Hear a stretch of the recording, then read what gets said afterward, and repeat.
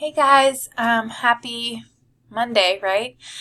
So I wanted to hop on and I wanted to just remind you guys that this is an online class and I need you guys to be posting and doing your online lessons before we meet in class on Thursday. So make sure that you go to week 3, you click on class reflection, which you should have done already, and that you're clicking the next button to move through the different parts of our module, right? There are different parts. There's a PowerPoint with the grammar lesson.